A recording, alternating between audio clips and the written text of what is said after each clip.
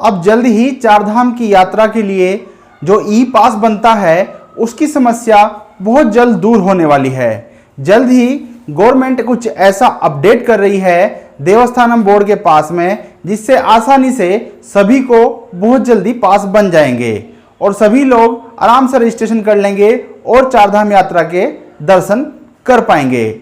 आज का हमारे वीडियो का टॉपिक है चारधाम यात्रा के ई पास से जुड़े कुछ सवालों के जवाब का, कि कुछ चारधाम यात्रा से जुड़े ई पास में श्रद्धालुओं को काफ़ी समस्या का सामना करना पड़ रहा है, जिसके कारण उनके बहुत सारे सवाल हैं, जैसे कि किसी का OTP नहीं आ रहा है, साइट भी दो हैं, कुछ लोग एक साइट पर जा रहे हैं तो नहीं खुल रही है, कुछ लोग दूसरी साइट पर जा रहे हैं तो वह भी नहीं खुल रही है, कभी कोई सी साइट खुल रही है तो कभी कोई सी साइट खुल रही है। और किसी लोग का अगर रजिस्ट्रेशन हो गया है वह अपनी ई पास को डाउनलोड नहीं कर पा रहे हैं। किसी ने पहले से अपने पास को रजिस्टर्ड करने की कोशिश की थी तो दोबारा कोशिश करते हैं तो उसमें ऑलरेडी सबमिटेड आता है कि आपका आधार कार्ड पहले से ही सबमिट हो चुका है।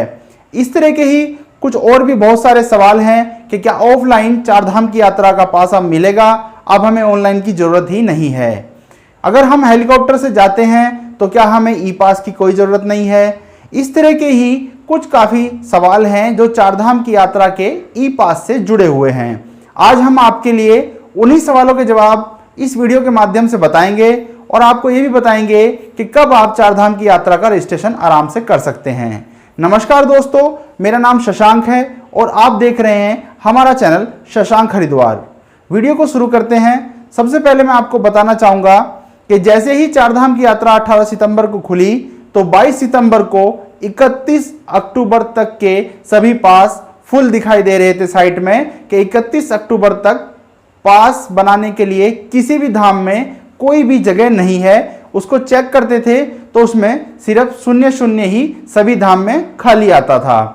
लेकिन कुछ दिन बाद जब यह मामला गरमाया और व्यापारी भी इसकी तरफ लगे तो साइट में 15 अक्टूबर तक पास फुल आते थे और उसके बाद लिखा आने लगा कि अब पास अभी इस समय उपलब्ध नहीं होगा, नॉट येट उसमें लिखा आता था।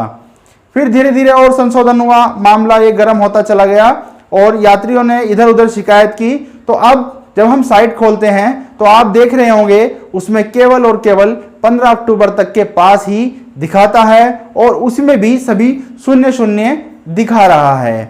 तो हम आपको बताना चाहेंगे कि चारधाम यात्रा के जो ई पास की साइट है देवस्थानम बोर्ड, और एक साइट और भी है मैं बाद में बताऊंगा। तो चारधाम यात्रा के जो ई पास बनेंगे वो है 10 तारीख के बाद से, यानी कि 15 तारीख तक तो फुल है, लेकिन उसके बाद के पास आपको जल्दी मिलने शुरू हो जाएंगे। देवस्थानम बोर्ड कुछ ऐसी व्यवस्था कर रहा है जिसमें केवल और केवल एक सप्ताह के पास ही रजिस्टर्ड किए जाएंगे, क्योंकि कुछ लोग पहले से रजिस्टर्ड कर लेते थे एक महीना पहले और वह आते नहीं थे। अब जिसका प्रोग्राम पक्का होगा वह ही रजिस्टर्ड करेगा। ऐसी कुछ व्यवस्था देवस्थानम बोर्ड के चारधाम यात्रा ई पास में करी जा रही है। साथ ही उसका जो पास बनाने का तरीका है उसको भी बहुत आसान कर दिया जाएगा। कम स्टेप में आसानी से सभी लोग उस पास को बना सकेंगे। सबसे मुख्य बात यही है, अगर आपको चारधाम की यात्रा 2021 में करनी है तो आपको 10 तारीख से एकदम एक्टिव रहना है, क्योंकि 10 तारीख से ऐसे पास खुलेंगे जो सिर्फ ओनली एक वीक के लिए होंगे। 1 वीक के लिए ही आप दर्शन का टाइम ले सकते हैं। 1 वीक के बाद फिर आप अगले वीक का टाइम ले सकते हैं। इससे क्या होगा कि जो श्रद्धालु अपना प्रोग्राम पक्का कर चुके हैं वही रजिस्टर्ड करेंगे। जो यह सोच रहे हैं हम जा भी सकते हैं और नहीं भी, वह रजिस्टर्ड कम करेंगे। और साथ ही पास में कैंसिल करने का ऑप्शन भी रखा जाएगा। ये आपके लिए एक नई अपडेट है। जिनको पास नहीं मिले उनको बहुत जल्दी पास मिलने वाले हैं।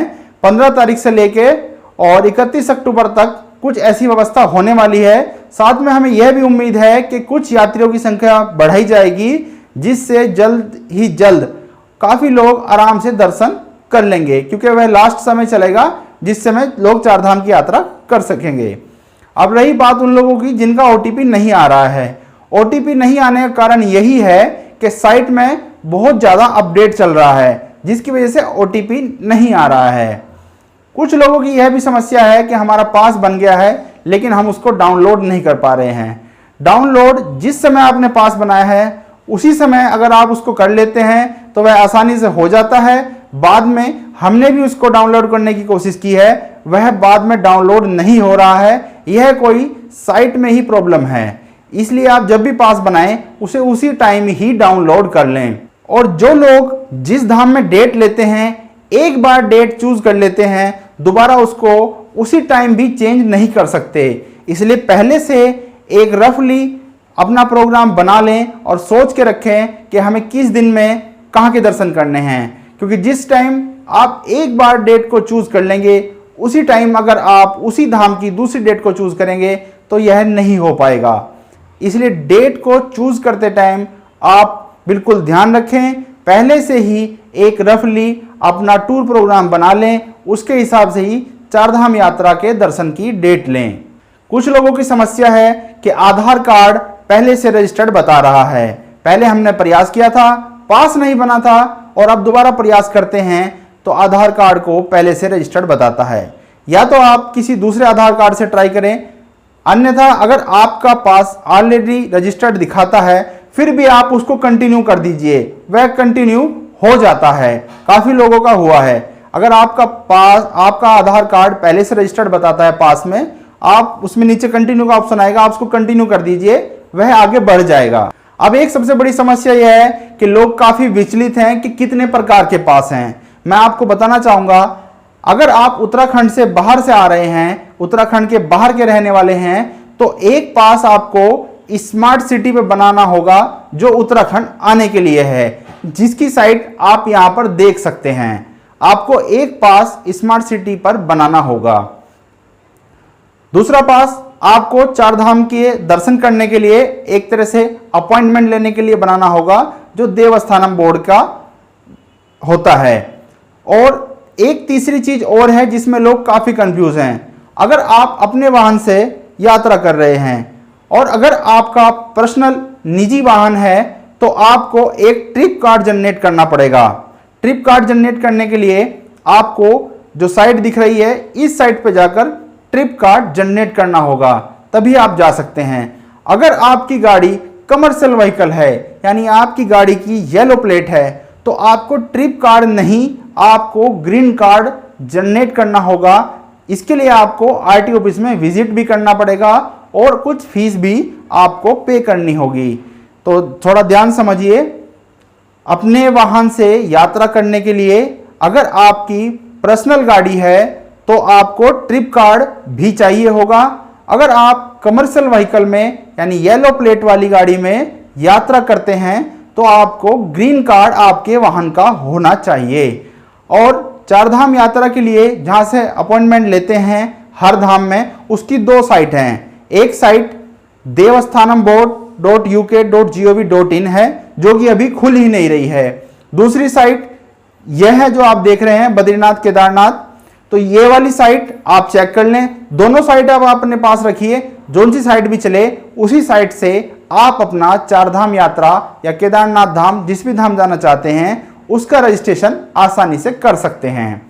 कुछ लोगों का कहना है कि हेलीकॉप्टर की बुकिंग स्टार्ट हो गई है और हम हेलीकॉप्टर की बुकिंग कर लेते हैं तो क्या हमें मंदिर में बिना ई पास के जाने दिया जाएगा?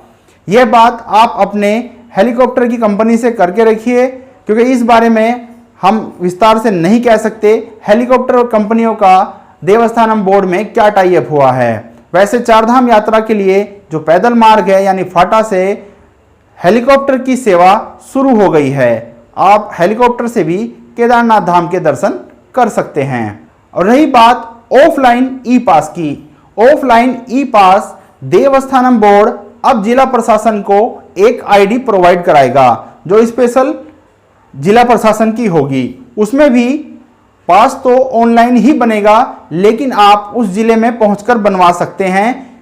वह देखकर बनेगा कि कितनी सीटें खाली हैं, हो सकता है उसमें ऑनलाइन दिखाई देता रहेगा और जिला प्रशासन वहीं मौके पर ही पास बनाएगा, लेकिन होगा वह भी ऑनलाइन ही। वहां से आपको पास मिल जाएगा। कुछ लोगों को, जैसे कि जितनी संख्या में धाम में श्रद्धालु पहुंचने हैं, अगर वह श्रद्धालु नहीं आए तो उनके स्थान पर दूसरे श्रद्धालुओं को एक वहीं से ही पास जनरेट करके जिला प्रशासन द्वारा दे दिया जाएगा। देवस्थानम बोर्ड जल्द ही जिला प्रशासन को एक आईडी पासवर्ड देगा। इस तरह की बात कुछ सुनने में आई है।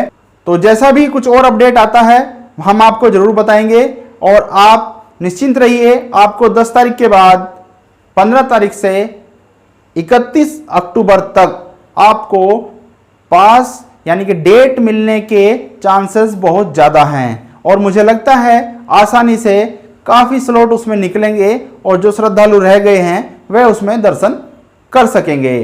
तो ये थे चारधाम यात्रा के ई पास से जुड़े कुछ खास और मुख्य सवाल। अगर आपका कुछ और सवाल हो तो आप नीचे हमें कमेंट कर सकते हैं।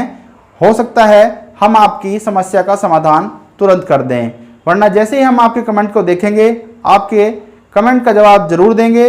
कुछ मुख्य जो सवाल थे हमने इस वीडियो में ऐड करे हैं, कुछ छूट गया हो तो आप हमें कमेंट कर पूछ सकते हैं। आप हमारे चैनल को जरूर सब्सक्राइब करके रखिए। जल्दी आपसे एक नई अपडेट में मिलेंगे। तब तक के लिए नमस्कार। जय गंगे मैया।